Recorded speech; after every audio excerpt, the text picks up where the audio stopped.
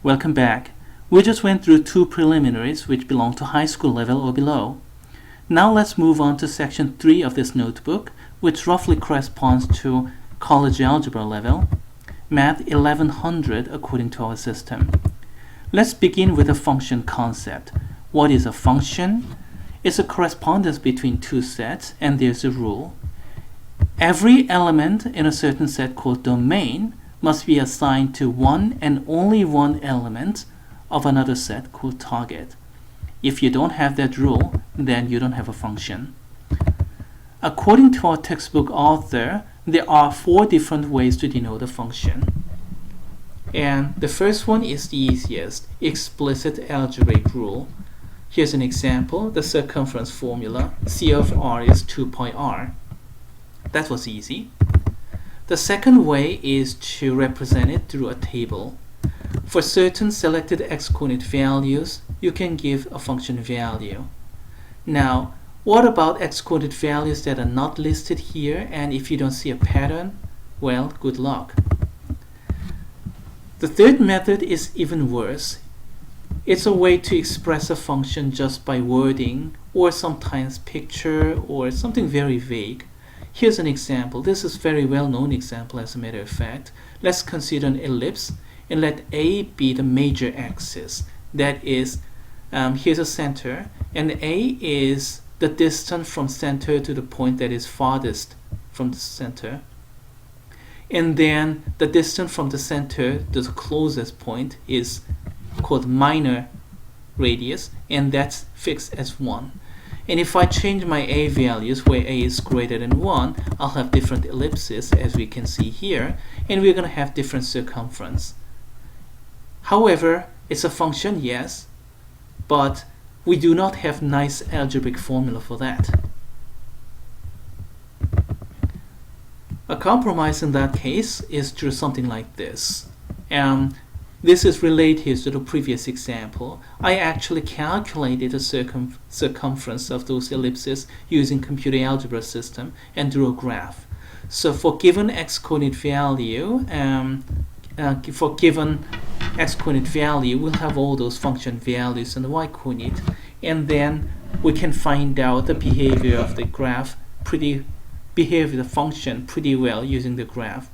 The trade-off is, of course, how to graph it, and if that is difficult, then we're going to have a problem. If we do have a graph, then it's pretty nice. Okay, we already talked about what graph is. Let's move on to an example. This is a very well-known example. I hope everybody remembers this. Vertical line test. If you have a curve, then is that a graph or a function or not? A nice way to find out is to use a vertical line test. Draw a vertical line, and let's see if that curve crosses the vertical line just once.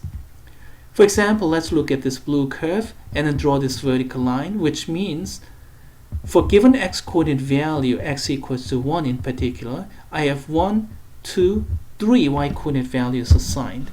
So we do not have a unique function value for x equals to 1. It cannot be a function. The red one is even worse. Green one, that's okay. If I change my vertical line into some other places, still we have unique crossing, which means for given x-coordinate value, I'll have a unique function value. Okay, let's move on to the next, that is domain and range concept. Again, let me move on very, very quickly because all this is review. And then what is a domain? That's the set where the function is defined. So if you have an algebraic expression, there are some situations that function cannot be defined, and you have to exclude those. Here's an example. What if the denominator is 0? Let's go over to this example. Denominator 0 is one of the 3 things you'll have to remember. Denominator cannot be 0. Inside of the radical has to be greater than or equal to 0. Inside of a logarithm has to be strictly greater than 0. Let's work out this example. Set the denominator not equal to 0 results into quadratic equation, and then we got x is not equal to 1 or not equal to -1, and they correspond to the vertical asymptotes here and there, and no y coordinate is assigned there. Next example, inside is greater than or equal to 0, so we have a quadratic inequality. Solving that inequality, we have two intervals, and one interval corresponds to this branch, another interval corresponds to that branch. And in the middle, that's where the function is undefined. That's where the inside of the square root becomes negative. Another thing to remember, follow this graph and then please note that the graph ends abruptly at x equals to 1 and y equal to 0. What does that mean? G of 1 is equal to 0. Square root of 0 is okay. Square root of 0 is 0.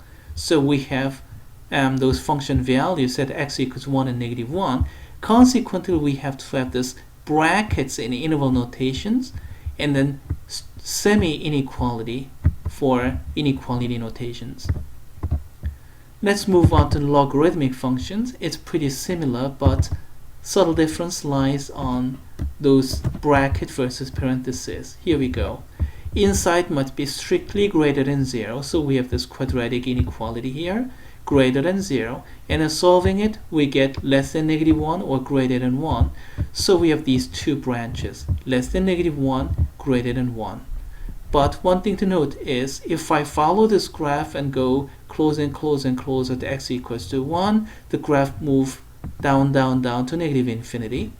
Same here, negative infinity. And of course, negative infinity is not a real number, so x equal to 0 is not valid. So we have to have this strict inequality and parentheses for the domain notation. Now let's talk about graph transformation. Again, let's move very, very quickly. All this is review after all. Here's a summary. If you want shifting horizontally, vertically, we just take inverse operation. If you want to add c to x coordinate, we replace x by x minus c. So blue is shifted over to red. If you want to add c to y coordinate, then replace y by y minus c, and blue is shifted over to red. What if I want to stretch? What if I multiply c to x coordinate? We do the inverse operation again. Instead of multiplication, we divide. Replace x by x over c. Then blue is shifted over to this red. How about vertical direction? Again, multiplication by c is the stretching, so we take inverse operation. Y over c replaces y, so blue is stretched over to red. How about flipping? Replace x by negative x. Blue is flipped over to red horizontally. And then replace y by negative y. Then blue is flipped vertically over to red. If you do that multiple times, you'll have some nice graph transformation. Here's an example. Start from y equals 1 over x, and then horizontal shifting, vertical shifting, flipping, stretching, and then another stretching. We can kind of summarize like this, and then here's graphs as a matter of fact. Horizontal shifting, vertical shifting, flipping, horizontal stretching, vertical stretching. And then we end up with this graph in the end. And then what is the step-by-step process? X by x plus 2, because it's horizontally by negative 2. And y becomes y minus 1. So moving minus 1 to the other side, we have this plus 1. X is move on to negative x. Stretching, so we have division, and so on and so forth. And if you're interested, read through this notebook. It's posted on the blackboard. Let's move on. Next topic, one-to-one function. And here's a definition of one-to-one function. If you have two different x-coordinate values, you must have two different function values. Which means if you have one y-coordinate value, that must be coming from only one x-coordinate value. Here are a couple of examples. A graph of a one-to-one function. Given y-coordinate value, we have only one x-coordinate value. Here's counterexample. Given y-coordinate value, we have two x-coordinate for that one, so this is not one-to-one.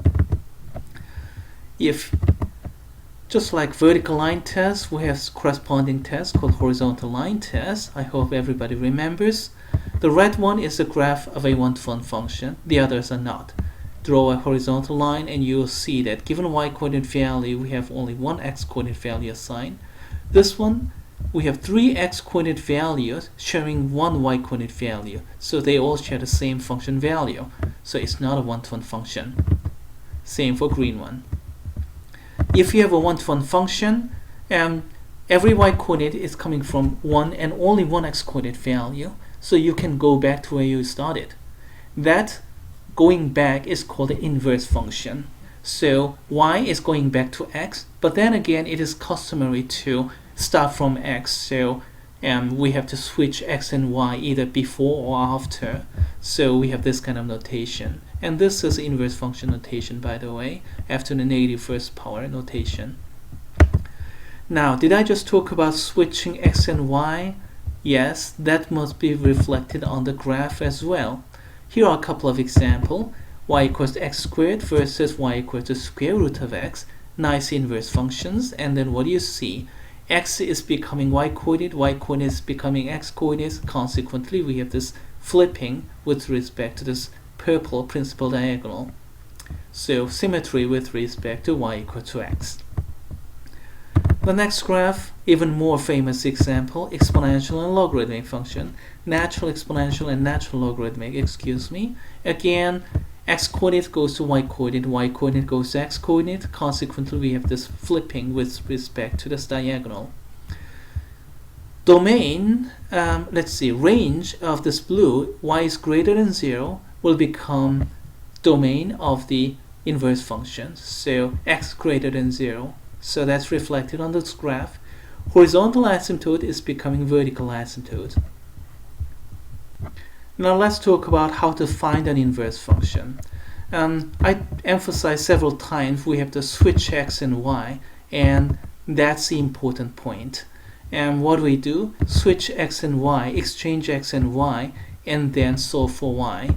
You can do actually do that switching later, solve for x and switch x and y later. Either way, you have to switch x and y at some point. Here's an example, switch x and y and solve for y, and we have an inverse function. Great. And how about the domains and range? Domain of the original function becomes range of the inverse function. Range of the original function becomes the domain of the inverse function. That's because x and y are being flipped over. And here is graphical justification. Let's go over to slightly more challenging example, and I hope I have enough time to squeeze this one in. Okay, we have a linear fractional transformation here. Some people call it Möbius map, and it is the same Möbius associated to Möbius span. It kind of goes like this. Let's do this very, very quickly. After all, this is not college algebra. This is calculus. So let's do this quickly. Switch x and y. Great. And then let's do the usual thing. You have to solve for y. There's trouble because there are two y terms. So what do we do? Let's simplify first. Kill the denominator by multiplying the denominator to both sides. Good. No problem there. And then we have parentheses, so let's break it off by distributing x. So far, just algebraic technique, nothing fancy. Now, here's the critical step. We are looking for y, right? So take all the y terms on one side. This y term, okay, this y term, 2y, is in wrong side. I want it in the left-hand side. So flip it over by subtracting it, like this. This minus x, this is not a y term, so it's in wrong side. Flip it over to the other side by adding it, so we have that. Now what we have? All the y terms in my left-hand side, everything else in the right-hand side. No y here, everything has y. Once we have that, we can go over to the next step. Factor y out, and then divide away this 3x minus 2, then we have the answer. Y equals to that fraction, and that's the inverse function. And setting the denominator not equal to 0, we're going to get the domain of the original and the domain of the inverse function. Finally, here's the plot.